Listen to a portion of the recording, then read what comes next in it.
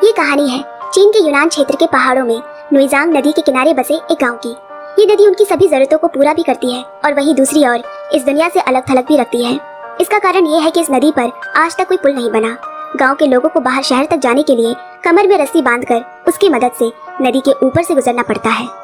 इसी गांव में रहती है 9 साल की नाजियांग और उसका 7 साल का छोटा भाई चेन। नाजियांग रोज अपना बस्ता पीठ पर लादे सुबह सुबह बाकी बच्चों के साथ नदी पार करके स्कूल जाती है और चेन घर पर अपनी माँ और दादी के साथ रहता है। उनके पिता काम के सिलसिले में शहर में ही रहते हैं। जब मौका मिले तो बीच बीच में अपने परिवार के पास आकर रह लेते। रोजाना की तरह चैन की माँ रसोई घर में व्यस्त है। वो 2 अंडे उबालकर अपनी सास के पास रखाई क्योंकि कुछ दिनों से उनकी तबीयत खराब है।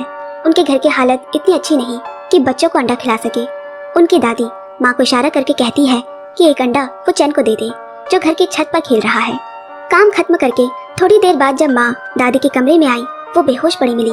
घबराकर वो तुरंत नदी पार करने नदी की तरफ दौड़ी क्योंकि इस बीहड़ गांव में कोई डॉक्टर खाना नहीं है। मगर नदी की उमड़ती लहरों को देखकर वो वहीं बैठ गई। पहाड़ की ऊंचाई इतनी है कि गिरकर किसी की भी मौत हो सकती है। बड़े धर्म संकट में पड़ गई कि वो आगे कैसे जाए। तभी उसने देखा कि नन्हा चैन अपने कमर में रस्सी बांधने की कोशिश कर रहा है। ये देख माँ ने उसके हाथ से रस्सी छीन ली। इतने में नाजियांग दूर से आती हुई दिखी। जैसे ही उसे दादी के बारे में पता चला वो दोबारा नदी पार कर डॉक्टर के लिए रवाना हुई। वहां पहुंचकर पता चला कि डॉक्टर कहीं और के लिए निकलने की तैयारी कर रहा है। अगर वो उसकी दादी को देखने गांव गया तो पहाड़ी रास्तों पर से होकर नदी पार करते हुए आने जाने में ही उसे 3-4 घंटे लग जाएंगे, तो इसीलिए वो उसके साथ नहीं जा सकता। नाजियांग खामोश खड़े होकर उसे सामान बांधते हुए देखने लगी और फिर उसके सारे कपड़े बिखेर देती है। ऐसा करने पर डांटते हुए डॉक्टर ने देखा कि उस बच्चे की आंखें आंसुओं से छलछला रही है। इसीलिए तो डॉक्टरी पेशा नहीं इंसानी धर्म माना जाता है, क्योंकि इसमें खुद से पहले हम जरूरतमंदों के बारे में सोचते हैं। नाजियांग की नजरों ने उसे ये बात याद दिला दी और वो उसके साथ चलने को राजी हो गया। नदी पार करते हुए उसका चश्मा पानी में गिर गया। नाजियांग के घर पहुंचकर किसी तरह उसने उनका इलाज किया। दादी को हल्का दिल का दौरा पड़ा था, मगर घबराने वाली कोई बात नहीं।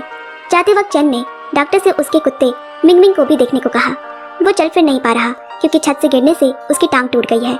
डॉक्टर ने सोचा भी नहीं होगा कि यहाँ आकर उसे इंसान के अलावा एक जानवर का भी इलाज करना होगा। उसकी भी मरहम पट्टी कर वो सड़क के रास्ते शहर को निकला, जिसमें काफी समय लगा क्योंकि नदी के रास्ते से वो डर गया है। मगर दोनों बच्चे फिर भी खुश हैं। अब नाजियांग स्कूल का होमवर्क कर रही है। गणित के एक सवाल का वो हल नहीं निकाल पा रही। इतने में छोटा चैन उसके पास आकर बैठा और सवाल सुनकर हाथ में पकड़े मक्के के दाने से कुछ भाग गुना करके सही जवाब बता दिया। ये देखकर तो नाजियांग भी हैरान रह गई। चैन को पढ़ने लिखने में बड़ा मन लगता है, इसीलिए जब जब नाजियांग पढ़ती है वो पास बैठकर सुनता रहता। तभी माँ ने चैन से नदी पार करने वाली रस्सी मांगी, क्योंकि माँ को डर है कि कहीं वो बिना बताए ही ना नदी पार करने चला जाए। इसी वजह से उसे अभी तक स्कूल भी जाने नहीं दिया गया। चैन बोला, माँ लेकिन मेरे उम्र के सारे बच्चे स्कूल जाते हैं, नाजियांग भी तो स्कूल जाती है। माँ बोली, क्योंकि वो तुमसे बड़ी है। तुम्हारे बाबा शहर से जब आएंगे तब हम इस बारे में बात करेंगे। अभी मैं तुझे नदी पार करने की इजाजत नहीं दे सकती। फिर चैन की जिद करने पर माँ गुस्सा होने लगी। तब नाजियांग ने भाई को अपने पीछे छुपा लिया और बोली, गुस्सा मत करो माँ, चैन कहीं नहीं जाएगा। चैन ने भी साथ ही साथ माँ से माफी मांग ली। इसके बाद खाना खाते समय चैन को याद आया, अरे आज इतना कुछ हो गया, मुझे याद ही नहीं रहा कि दादी ने खाने को एक अंडा दिया था। और फिर दोनों भाई बहन छत पर चढ़कर खेलते हुए बारी बारी से वो अंडा खाने लगे। चीज भले ही कितनी मामूली क्यों ना हो, लेकिन शायद उसका स्वाद भी साथ खाने से बढ़ जाता होगा। नाजियांग उसे स्कूल की तरह तरह की बातें बताती। आज उन्हें कागज का हवा में घूमने वाला खिलौना बनाना सिखाया गया था। और ये सब सुनकर चैन खुश तो होता है, पर पल भर में निराश भी हो जाता। वो कब तक अपने कुत्ते मिंग मिंग के साथ खेलता रहेगा। उसका भी तो मन करता है कि वो भी स्कूल जाए, उसके भी बहुत सारे दोस्त बने। नाजियांग ने कहा, भाई तुम चिंता मत करो, हमारे स्कूल का हेडमास्टर ने कहा है जल्दी इस नदी पर एक पुल बनेगा। चैन को समझ नहीं आया और उसने पूछा, दीदी ये पुल क्या होता है? किताब में चित्र दिखाते हुए नाजियांग बोली, पुल यानी नदी के ऊपर एक रास्ता। वो स्कूल की दुनिया ना जाने कितना उत्साह भर देती है छोटे चैन के मन में। घंटों बड़ी बहन से वहाँ के किस्से सुनता और मन ही मन उनकी कल्पनाएं रचता। रात में भी वो कागज का खिलौना अपने सिरहाने के पास रखकर सो गया। रोज की तरह अगली सुबह भी चैन नाजियांग को नदी किनारे तक छोड़ने गया। वहाँ बारी बारी से बच्चे नदी पार कर रहे हैं। इन नन्हे बच्चों को इस तरह खतरा मोल लेकर स्कूल जाना पड़ता है। इसी से अंदाजा लगाया जा सकता है कि शिक्षा कितनी अनमोल है, जीवन के मोल से भी ज्यादा अनमोल। लेकिन आज चैन ने मन में लगता है कुछ ठान लिया है, क्योंकि आज वो बड़े जतन से जल्दी जल्दी माँ को काम पर भेजने में जुटा है। उनकी माँ खेतों में काम करती है। चैन को दादी का ख्याल रखना कहकर वो काम पर चली गई। माँ के जाते ही चैन ने दादी का खाना निकालकर टेबल पर रखा और फिर छत पे जाकर एक लकड़ी का पुतला बनाकर उसे अपनी स्वेटर पहना दी, ताकि अगर माँ जल्दी आ जाए तो उन्हें लगे कि वो छत पर खेल रहा है। इसके बाद वो रस्सी लेकर नदी की ओर बढ़ गया। रस्सी को कमर में बांधी और चट्टान पर खड़े होकर एक लंबी सांस भरकर नदी पार करने वाली रस्सी पर लटक गया। झटका मिलने से उसका एक पाँव का चप्पल नीचे गिर गया। अकेले वो उस पार हो ही गया। अब एक ही चप्पल पहने छुपकर स्कूल के बच्चों को खेलते देखने लगा। फिर घंटी बजते ही सारे बच्चे अपने अपने क्लास में चले गए। इसके बाद वो नाजियान के क्लास के बाहर खड़े होकर खिड़की से अंदर झांकने की कोशिश करता है। क्लास में कोई कविता पढ़ाई जा रही है जिसे वो ध्यान से सुन रहा है। आज उनके स्कूल में शहर से नई मैडम अभी अभी आई है। हेडमास्टर उन्हें स्कूल दिखा रहे हैं। तभी उसकी नजर चैन पर पड़ी।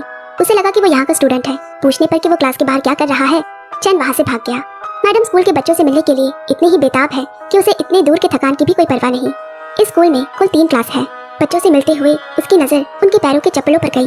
इतनी सर्दी में बच्चों के पाँव में जूते नहीं हैं। पूछने पर हेडमास्टर भी अपने बेबसी पर मुस्कुरा दिया। दरअसल ये बहुत ही गरीब इलाका है। जैसे तैसे ये स्कूल चल रहा है, जूते के पैसे कहाँ से लाएंगे। उन बच्चों के पाँव में भले ही जूते ना हो, लेकिन पढ़ने के उत्साह में कोई कमी नहीं। मैडम को अपने पैरों में मोटे गरम ऊन के जूतों पे शर्म आने लगी। चैन को जिसका डर था वही हुआ। माँ आ चुकी है और जोर जोर से उसे आवाज देकर नीचे बुला रही है। किसी तरह पीछे की सीढ़ी से छत पे चढ़कर उसने पुतले से वो पीली स्वेटर उतारकर पहन ली। जहाँ चाह वहीं रहा, शायद इसी को कहते हैं।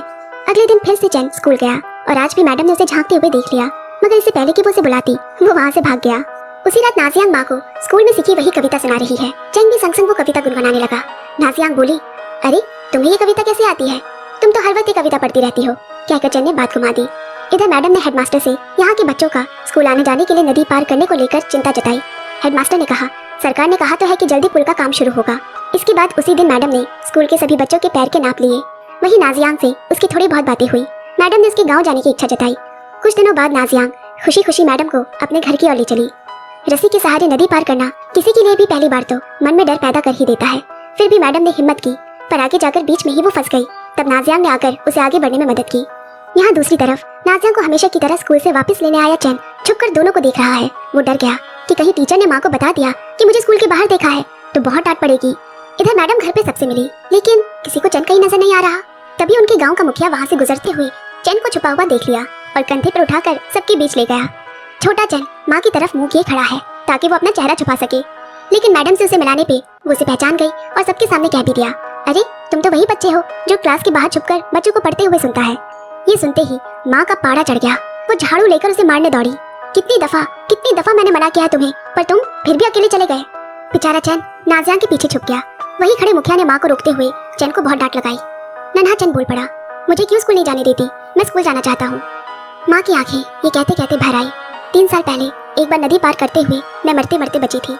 उस दिन के बाद मैं कभी दोबारा उस पार जाने की हिम्मत नहीं जुटा पाई। सभी चुपचाप खड़े हैं।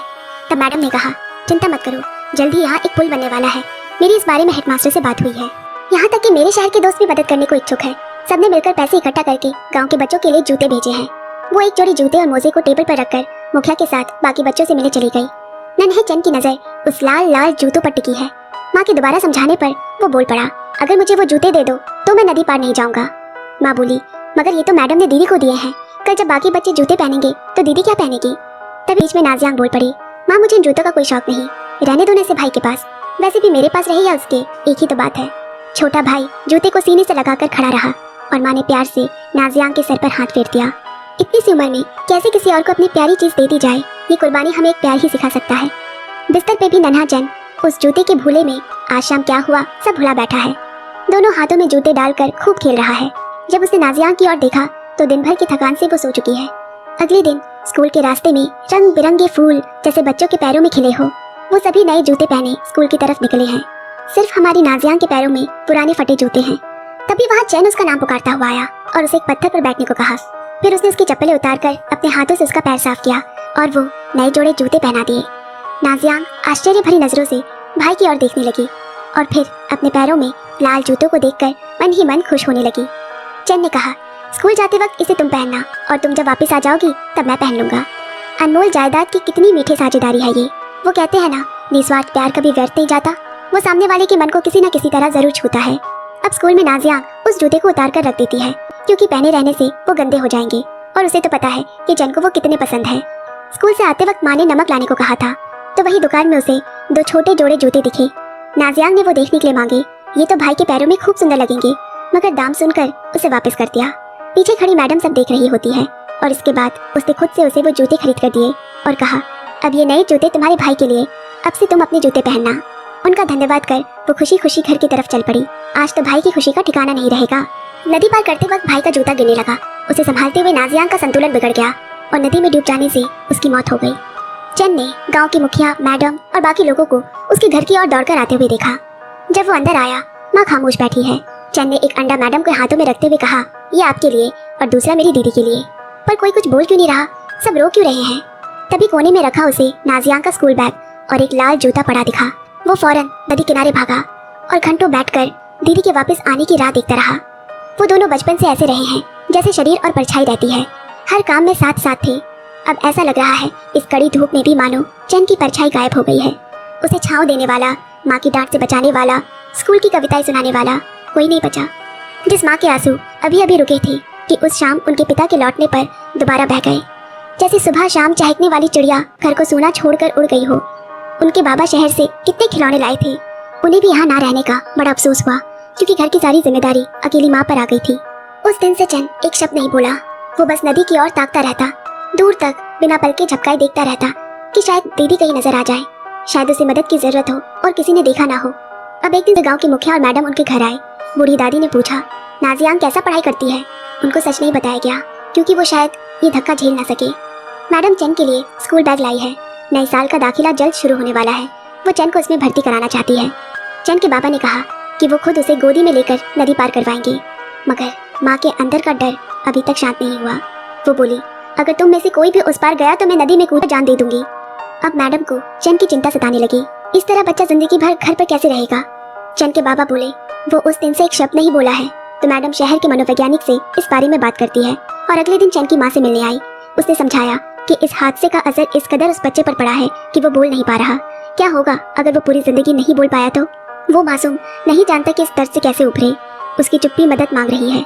इसके लिए हमें उसके आसपास के माहौल को बदलना होगा। स्कूल ही एक ऐसी जगह है जहाँ उसका मन भूलेगा। वो बाकी बच्चों से घुलने मिलने लगेगा तो धीरे धीरे अपने गम को भुलाने लगेगा। किसी तरह मन को समझाकर माँ उसे स्कूल जाने देने को राजी हुई। माँ बोली, जरा कसकर रस्सी को बांधना, कहीं गिर ना जाए। तभी उन्हें दूर रेत पर लाल जूता दिखा। वो नाजियान का है। दीदी कहते हुए चंद उस ओर दौड़ा। इस वाक्य ने उसकी आवाज लौटा दी। चंद को नाजियान से किया वादा याद आ गया। उन्होंने तय किया था कि वो 7 पुल से होकर स्कूल जाएंगे। जो स्कूल के नाम पर मचल उठता था, आज खुद स्कूल जाने को तैयार नहीं। मैडम यहाँ सिर्फ 3 महीने की इंटर्नशिप के लिए आई है, जो अब खत्म होने वाली है। उसे चंद की चिंता है। जब वो काफी दिनों तक स्कूल नहीं आया, मैडम समझ गई कि एक माँ के दिल से ये डर निकालना इतना आसान नहीं। उसने तय किया कि वो यहाँ कुछ और महीने रुकेगी, जब तक कि चंद स्कूल जाने लायक नहीं हो जाता। अगले दिन से वो चंद को हफ्ते में 2 दिन घर जाकर पढ़ाने लगी। एक बच्चा अगर स्कूल नहीं आ सकता तो क्या हुआ, शिक्षा देने वाला तो उस तक पहुँच सकता है। चंद ने मैडम को उसी पुल की तस्वीर दिखाई जिसकी कल्पना उन दोनों ने की थी, जिसके ऊपर वो हाथ पकड़े खड़े हैं। ऐसे 6 महीने गुजर गए और पुल बनकर तैयार हो गया। चंद स्कूल बैग कंधे पर लिए नाजियान का जूता पहने खड़ा है और वो कल्पना करता है कि दीदी उसका हाथ थामे उसे स्कूल की ओर ले जा रही है और कहानी यहीं पर खत्म होती है। जिंदगी चाहे कितनी ही मुश्किलों से क्यों ना घिरी हो, शिक्षा का ना मिलना सबसे बड़ा दुर्भाग्य है। आज भी देश में कितनी ही ऐसी जगह है जहाँ शिक्षा नहीं पहुँच पाती, जहाँ चंद और नाजियान की कहानी बसती है। किसी बच्चे को शिक्षा दिलाना मुझे व्यक्तिगत रूप से लगता है दुनिया का सबसे बड़ा पुण्य का काम है। अब विदाई लेती हूँ, नई कहानी सुनाने फिर आऊंगी। तब तक इस वीडियो को ढेर सारा प्यार देते रहिएगा। Bye bye, love you and take care.